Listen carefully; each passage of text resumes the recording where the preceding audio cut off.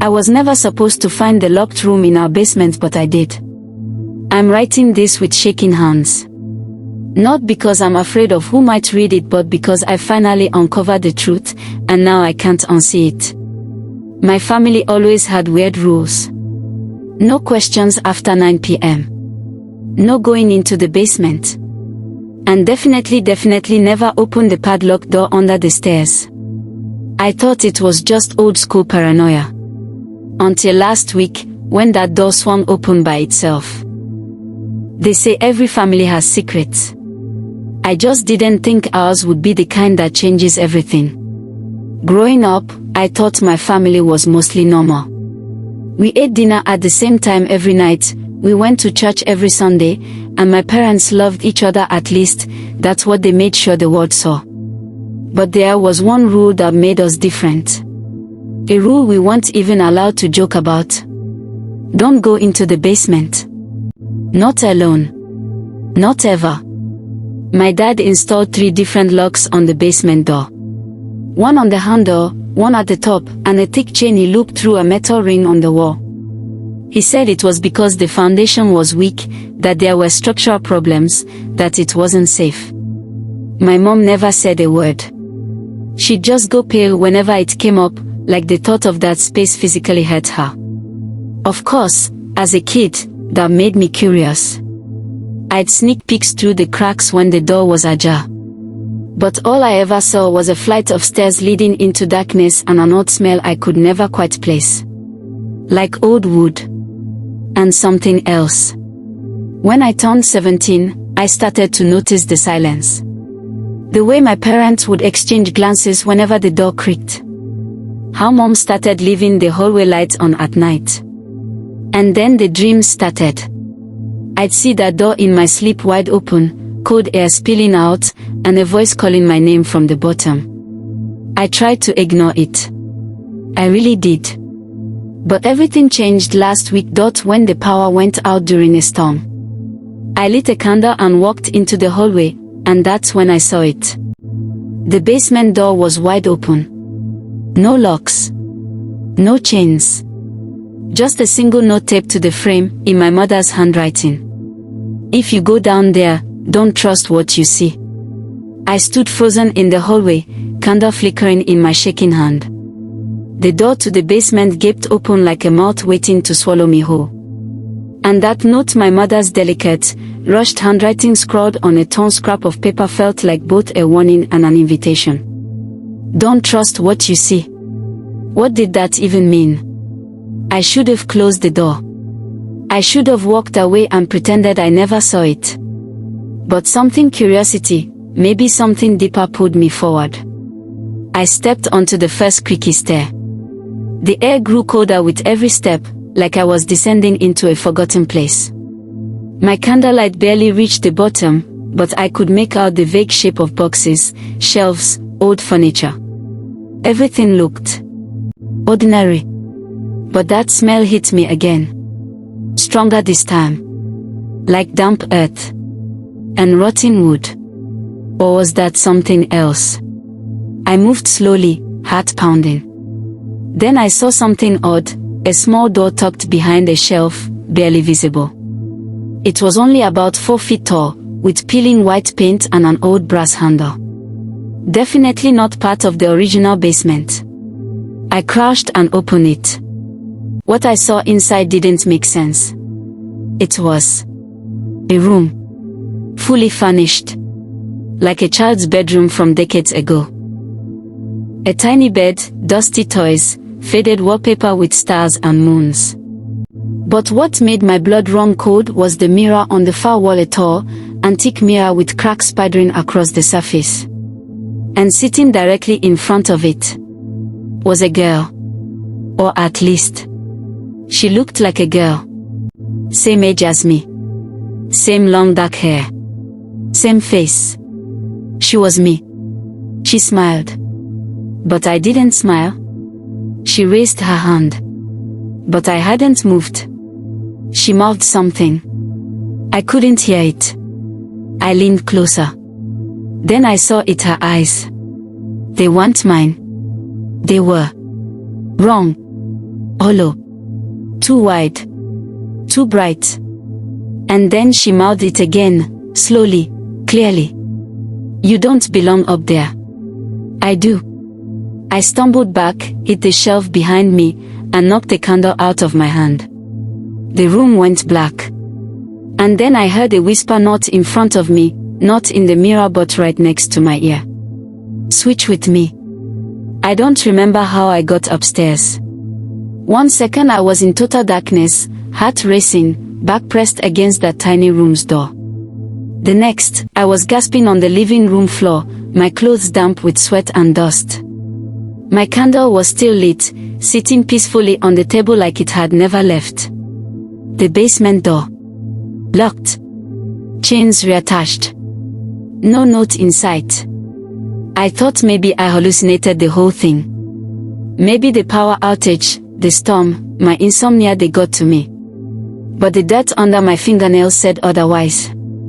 So did the faint scratch on my arm that hadn't been there earlier. And then, there was the mirror. The next morning, I found the same cracked mirror hanging in our attic. I'd never seen it there before. But it was unmistakable, the brass frame, the cracks, the chill it seemed to give off when you stood too close. Only now, the reflection was off. Like it was a half-second delayed. I waved my hand. My reflection followed late. I tilted my head. It copied too slowly. And just once it didn't copy at all. It just stared. That was when I started digging. I went to the local archives, started searching through our house's history. Turns out, our home belonged to a different family before us. The Warrens. A husband, wife, and their 10-year-old daughter. All three disappeared without a trace in the 1970s. No bodies. No signs of struggle. Just gone. The only clue. A neighbor's statement from that time. There was always something strange about that mirror. The little girl would talk to it like there was someone inside. I felt like I couldn't breathe. I knew then I needed answers. I confronted my mom that night. Her face drained of color when I asked. She didn't even deny it. She just whispered one word. Eloise. What? She looked at me with eyes full of something I hadn't seen before, fear. Her name is Eloise, she said, voice cracking. She chose you when you were a baby. But we locked her away. That door should have never opened. I couldn't speak. There were too many things wrong with what my mother had just said. She chose you when you were a baby. What did that even mean? Who was Eloise? Why was there a mirror in our attic that delayed my reflection? Why did my parents keep it all hidden until now? I need you to tell me the truth, I whispered. All of it. Mom sank into the chair, her hands trembling. She looked tired, no, haunted. Like she'd been carrying this for years, waiting for it to explode. I was pregnant with you when your father and I bought this house, she began. We knew it was old, but we didn't know about the basement not until after we moved in. That mirror. It was already here. Hidden under a tap. I wanted to throw it out, but what? She looked up at me, eyes filled with regret. The day I found it, I dreamed of a little girl sitting in front of it.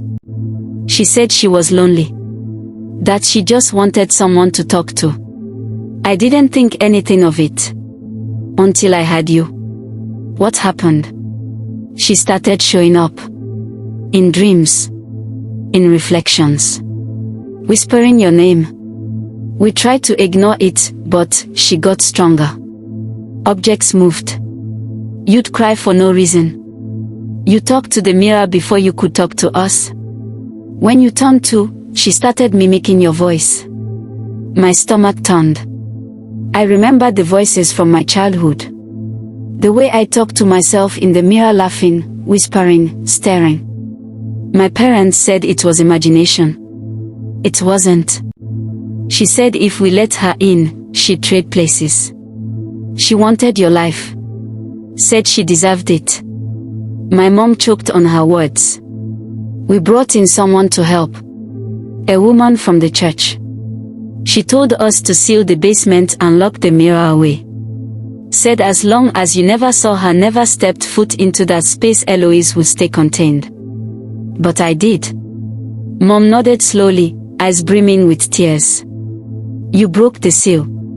I backed away, mind spinning. So what now? What does she want from me? Mom looked at me like I already knew. She wants you to finish the trade. At that moment, the lights flickered. And from upstairs, we heard something crash. A mirror shatter. Then silence. Followed by the sound of footsteps. But they weren't coming down. They were walking across the ceiling above us. The footsteps stopped. Right above the living room, above where my mom and I sat in silence, clinging to the last thread of sanity. We didn't move. We barely breathed. And then, creak. The sound of the attic hatch swinging open. I bolted upright. No, my mom whispered, standing shakily. She's not supposed to leave the mirror. Not unless. Unless what? She didn't answer. She just ran. I followed. The attic was cold, way too cold for April. The air felt dense, like we'd just stepped underwater. And the mirror was shattered. But that wasn't the worst part. Because only half of the mirror had broken. The other half was smooth and cracked. Still reflecting. Still watching. And in it, I saw something impossible. Two versions of me. One standing beside my mother, terrified, breathing hard. The other, in the mirror, smiling. She's already inside, I said quietly. Mom turned to look at me. What? I pointed at the reflection. Mom's expression twisted with horror. No. No, no, no. That's not you. The mirror me blinked slowly. Then lifted her hand and placed it flat against the glass ***. And I felt it. Cold. Inside my own bones. A pressure behind my eyes. My limbs. My thoughts. She's trying to merge with you, Mom whispered. You stepped into her room, she's been waiting ever since. I backed away, dizzy. Then how do we stop her? Mom bit her lip, thinking hard, and then said something I never expected. We have to go back. Back to the basement. Back to where it began. I didn't want to go back there. Every part of my body screamed to run, to get out, to leave the house entirely. But I couldn't. Because as we turned to leave, I saw something in the reflection. My mother wasn't standing beside me anymore. I spun around. My mother was there right next to me, breathing hard. But in the mirror, she was gone. Only I stood there. Alone. Or not quite alone. Because the reflection of me was still smiling. Still watching. Mom grabbed my arm. We have to move. Now. We raced down the attic stairs, through the living room, and toward the basement door, the one that had been sealed with chains, bolts, padlocks, prayers. Only this time, it stood wide open. No light inside. No sound. Just the yawning darkness, like a mouth waiting to swallow us whole. I can't go down there, I said. You don't have a choice, Mom replied. She's breached the mirror. If we don't finish this, you won't come back up as you. I hesitated and then stepped in. The air shifted the moment I crossed the threshold, thick and sharp like cut wires and burnt plastic. We descended slowly, the old wooden stairs creaking beneath our feet. The basement looked different now. Longer. Deeper. Endless. And in the center stood a mirror not broken like the one upstairs. This one was whole. Polished. Glowing faintly. And in it stood the little girl. Eloise. She wore a white dress stained at the bottom, hair neatly parted, skin pale as moonlight. But her eyes, God, her eyes were the color of storm clouds. She tilted her head at me. "I've waited for you," she said, voice childlike, but hollow. "You belong to me." "No," I said. "You don't get to decide that." She stepped forward, and the surface of the mirror rippled like water. Behind me, I heard my mom chanting softly, desperately. Latin words. Old ones. She pulled something from her pocket, a rusted key. "The original seal," she whispered. "We break it, then rebind her." But Eloise screamed. The mirror shattered inwards, and she lunged through it. Straight for me. Everything happened in a blur. Eloise's icy fingers gripped my shoulders as she lunged from the mirror, pulling me toward her with inhuman strength. My legs buckled. My vision blurred. Cold seeped into my bones, threading through my chest like smoke. I saw memories. But they weren't mine. They were hers. Locked rooms. Screams. Faces she once knew fading. She had once been alive. A girl in this house. Abandoned. Betrayed. And now, she wanted out. "I'll be better," she whispered inside my head. "I'll be stronger. I'll be loved." "No," I gasped. "You don't get to steal someone else's life just because you lost yours." Behind me, my mother cried out, "Now." She slammed the rusted key into the floorboards. A pulse shook the room. The mirror howled an actual sound, like breaking metal and a shriek of wind. Eloise thrashed, screaming in my face, her skin cracking like porcelain, her form flickering. "Trade me," she pleaded. "Just 1 second. 1 breath. That's all I need." And for a moment I almost gave in. Because there was something familiar in her. Something sad. Something human. But I shook my head. "I'm sorry, Eloise. This ends with me." I screamed, my voice tearing from deep inside, and shoved her back straight into the mirror. It cracked. Then shattered completely. A wave of air knocked me to the ground. Silence. Dust. Nothing but my ragged breathing and the hum of something old and evil. Dying. Mom crawled to me, holding my face. "She's gone. You did it." But I wasn't sure. Because later that night, when I looked into the hallway mirror, my reflection blinked before I did.